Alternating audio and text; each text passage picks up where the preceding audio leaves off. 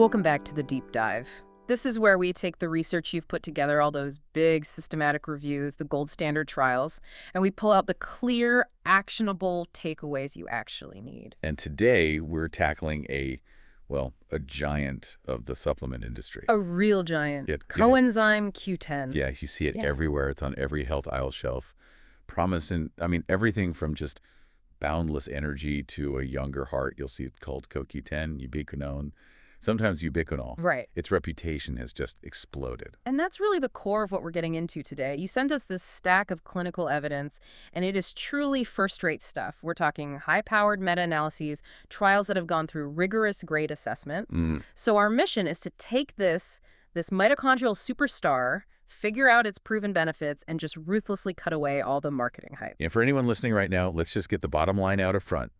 CoQ10 is not a magic bullet. It has incredibly robust, proven high-grade benefits. But, and this is the key, only for a very small handful of specific medical conditions. So all the other claims. For most of the general health claims you see advertised, things like, general anti-aging or preventing neurological diseases, the human evidence is, well, it's currently weak or mixed, or in some cases, it's just not there at all. Okay, let's unpack that. Let's start with the area where the evidence isn't just good, it's actually groundbreaking. And this all comes back to its core function in the body, right? It does. At a fundamental level, CoQ10 is it's indispensable. It's an essential electron carrier inside the mitochondria. The powerhouses of the cell. Exactly, the powerhouses. It's absolutely critical for making ATP, which is just cellular energy. And on top of that, it works as a really potent lipid-soluble antioxidant, so it protects cell membranes from damage. And when you say high energy demands, the first thing that comes to mind is the heart. Absolutely. And this is where we really go from, oh, that's an interesting supplement, to this is a clinically significant therapy. So tell us about chronic heart failure. This is, without a doubt, the pinnacle of the evidence. For chronic heart failure, or CHF, the evidence has a moderate to high-grade rating. And it's based largely on a few landmark studies, but especially the QSYMBIO randomized controlled trial. QSYMBIO. What made that particular trial such a critical piece of research? Well, it was the scale, for one. It was substantial. We're talking 420 patients with moderate to severe heart failure, what's called NYHA class 2 to 5. And these weren't untreated patients? No, not at all. They were already on the best available pharmaceutical care. The researchers then added 300 milligrams of CoQ10 per day.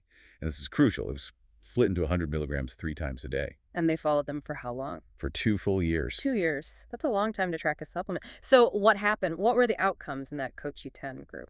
The results were, and I'm not exaggerating, genuinely surprising to the medical community.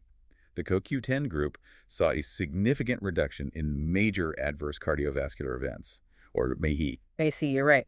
And fewer hospitalizations for heart failure. But the really staggering finding was the drop in cardiovascular mortality.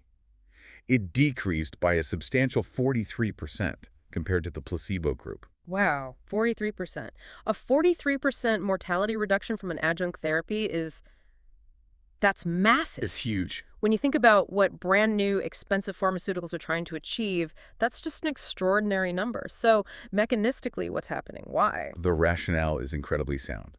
A failing heart is, at its core, an energy-starved organ. Right. It's just tired. Exactly. The heart muscle is weak. It struggles to maintain its mitochondrial function, and that leads to a localized depletion of CoQ10. So the supplementation seems to improve what we call myocardial energetics.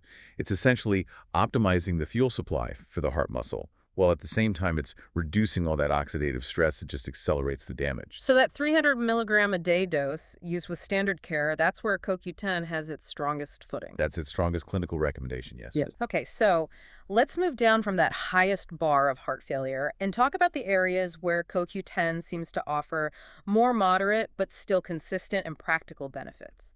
First on that list, migraine prevention. Yes, this is another solid one, a moderate grade indication. Multiple randomized trials have shown a pretty consistent benefit, especially if you suffer from frequent migraines. And the dosing is similar. Very similar to the heart failure dose. Yeah. You're usually looking at between 100 and 300 milligrams a day, and again, often split up to help with absorption. And what does that actually mean for a person dealing with chronic headaches? What's the real-world effect? Well, the meta-analyses show clinically meaningful reductions. So patients typically see fewer migraine days per month. They usually shave off about 1.5 to maybe 1.8 attacks. Okay. And they also report that the attacks themselves don't last as long. The theory here is also mitochondrial. It's about stabilizing the energy metabolism in your brain's neurons, making them less Yeah. jumpy, less prone to the kind of shifts that can trigger a migraine. Right, that makes sense. Okay, sticking with muscles and energy, the second big moderate benefit is for people who get muscle pain from taking statins, SAMs, right? Statin-associated muscle symptoms. Yes, and this is such a perfect example of chemistry just dictating a clinical need. So statins, the cholesterol-lowering drugs, they work by blocking something called the mevalonate pathway. And that's the assembly line for making cholesterol in the body? Exactly. But here's the problem.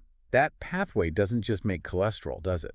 Okay, there's the catch. There's the catch. It's a fundamental pathway that produces several other crucial molecules, and one of them is CoQ10. So when the statin blocks the pathway to lower cholesterol, it inadvertently also lowers your body's own production of CoQ10, And that hits the muscles hard. especially energy-hungry muscle tissue. And for some people, that leads to pain and weakness. So it seems simple then. If statins are depleting it, just put it back in with a supplement and the problem is solved, right? This is where it gets really interesting. And it's why the evidence is only moderate grade for the subjective symptoms, not high grade. Some really strong meta-analyses do show that doses of, say, 100 to 200 milligrams a day do reduce the patient's experience of muscle pain. So they feel better. They report feeling better, yes. But when researchers look for an objective marker of muscle damage, a molecule called creatine kinase, or CK, the results are all over the place, highly inconsistent. That is a crucial distinction. So people feel better, but the lab test for muscle damage isn't really changing. What does that tell us? Is it a placebo effect, or is there something more subtle happening? It suggests the mechanism is very subtle. It could be that the CoQ10 is improving the function of the muscle mitochondria, making the tissue more resilient, or maybe it's reducing the pain signaling itself without changing the actual CK levels. So the jury's still out on the exact why. It is. And because the objective markers are so mixed, it's not a universal recommendation for everyone on a statin.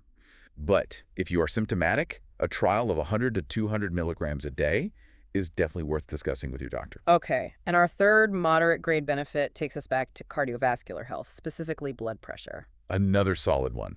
The meta-analyses consistently show that CoQ10 can achieve a modest but clinically meaningful reduction in systolic blood pressure. That's the top number, usually somewhere in the range of 3.5 to 4.8 millimeters of mercury. A drop of 4 or 5 points might not sound like a lot, but over a lifetime of managing hypertension, that can really add up. Absolutely, especially when you use it alongside standard treatments, and particularly in people who already have issues like hypertension or diabetes. The sweet spot for the dose seems to be a little lower here, maybe 100 to 200 milligrams a day. And the mechanism there is improving endothelial function. Can you break that down for us? Sure, the endothelium is the thin, really critical inner lining of your blood vessels. When CoQ10 acts as an antioxidant in that lining, it helps it produce and use more nitric oxide. And nitric oxide is the signal that tells blood vessels to relax. Exactly. It tells them to relax and widen. That leads to less resistance in your vessels and therefore lower blood pressure. Okay, so we've got the rock-solid, high-grade evidence for heart failure, and then these 3 solid, moderate-grade benefits for migraines, statin symptoms, and blood pressure. Right. Now let's pivot. We need to apply some critical thinking here and talk about the areas where the hype is just overwhelming, but the actual data is, well, lacking. This is often the most important part of the conversation for an informed listener, and we have to start with the biggest marketing claim of all: longevity, lifespan extension. The ultimate anti-aging promise. And it is still just a promise. It is not a reality that's backed by human data. We need to be really explicit here.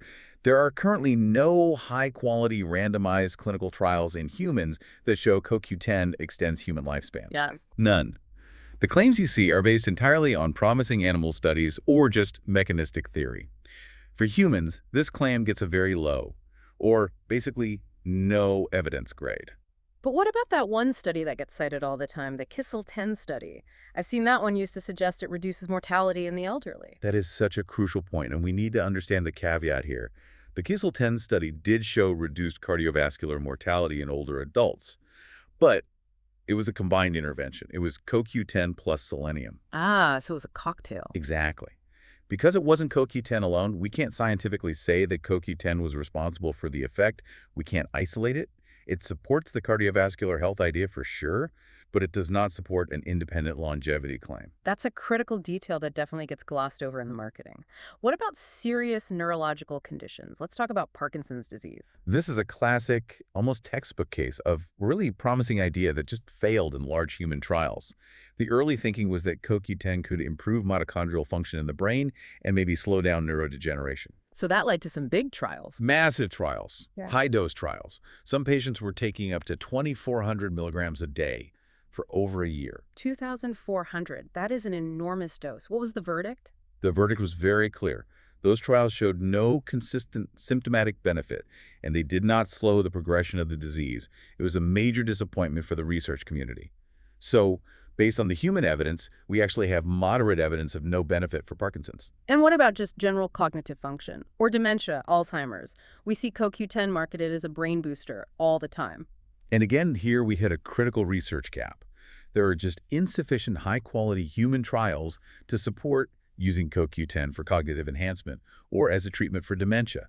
The theory is compelling, linking mitochondrial problems to these diseases, but the clinical proof just hasn't materialized yet. It's so important for people to understand where the evidence actually stops because that's usually where the marketing begins. Agreed. We have to stick to the known, trustworthy data. Okay, so let's get practical. If you, the listener, have one of those supported indications, migraines, heart failure support, statin pain, how do you make sure the supplement actually works? Because absorption is a huge challenge, isn't it? It is the single biggest practical hurdle. CoQ10 is highly lipophilic. Meaning fat soluble. Right. It loves fat, hates water. You can think of it like a dense, waxy little molecule. If you take a dry capsule of it on an empty stomach, most of it's just going to pass right through you, unabsorbed. You're basically wasting the dose. So what's the secret weapon? How do you maximize it? You have to pair it with fat. The studies on how the body absorbs it show that absorption goes up by 2 to 3 times, sometimes even more, when you take it with a meal that contains fat. So it's something like avocado, nuts. Avocado, nuts, olive oil, a fatty fish, anything that provides that lipid environment it needs to dissolve in and gain right across the intestinal wall. Now, let's tackle the big marketing controversy. Ubiquinone versus Ubiquinol. The ads always say Ubiquinol is the superior, more advanced form. Is that actually true? This is a fantastic example of marketing language getting way ahead of the science. So Ubiquinol is the reduced active form. And it's true that most CoQ10 in your blood is in the ubiquinol form. The marketing suggests that by taking ubiquinol directly, you're skipping a step and it's better absorbed. But what does the good research actually show? It shows that the formulation technology, how the supplement is made, often matters more than whether it's the oxidized or reduced form.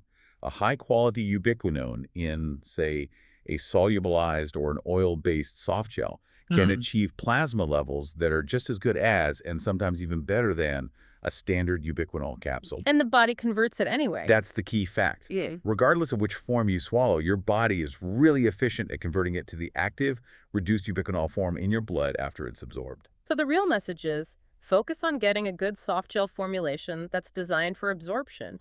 Don't necessarily overpay for the ubiquinol label if a high-quality ubiquinone is available. Precisely. Focus on the delivery system and what you're eating it with. And remember the split dose rule. Your gut's ability to absorb it can plateau.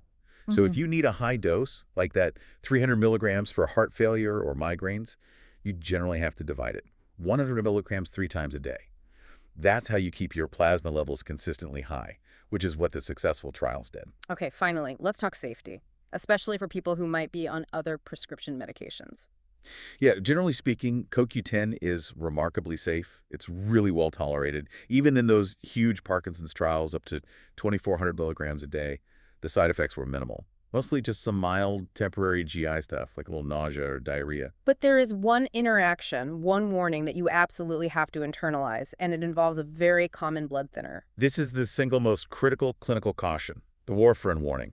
CoQ10 is structurally very similar to vitamin K, and warfarin, which is often sold as Coumadin, works by blocking vitamin K's clotting ability. So because they look alike. Because they look similar, high doses of CoQ10 might, and I stress might, reduce how well warfarin works. That means it could lower a patient's INR, which increases the risk of a dangerous clot. So what is the mandatory action here for anyone on warfarin? You have to coordinate with your clinician. It's essential. If you are taking warfarin and you start or you stop taking CoQ10, You need tight, frequent INR monitoring to make sure that warfarin dose is still effective and safe. And we also noted it can have small additive effects on blood pressure and blood sugar. That's right. It's generally safe, but because it does modestly lower blood pressure and can affect blood sugar, if you're already on medication for those things, just monitor your levels when you start CoQ10. Make sure those additive effects don't push you too low. So what does this all mean? We've really tried to cut through all the noise and focus just on the high-grade human data. It means we've defined CoQ10 as a scientifically validated therapeutic tool in 3 strong areas. 1, dramatically reducing mortality in chronic heart failure. 2, consistently reducing the frequency of migraines. And 3, offering relief from statin-related muscle pain for people who are symptomatic. And it is not a generalized cure-all. It's not for longevity. It's not for most neurological conditions outside of migraine. The key to unlocking its proven power is all practical. Consistent dosing, a good formulation, and pairing it with fat. Which leaves us with a final provocative thought for you to consider.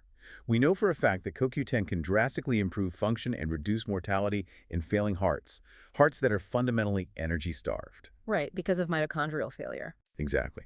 So given that the entire mechanism is tied to optimizing mitochondrial health, how far away are we from understanding if optimizing that same function in seemingly healthy people could eventually lead to robust, high-grade evidence for true health span extension? And critically, what kind of complex objective markers would researchers even need to track to finally prove a claim like that? That's the next great challenge for this science. A really complex question to mull over until our next deep dive. Thanks for joining us. My pleasure.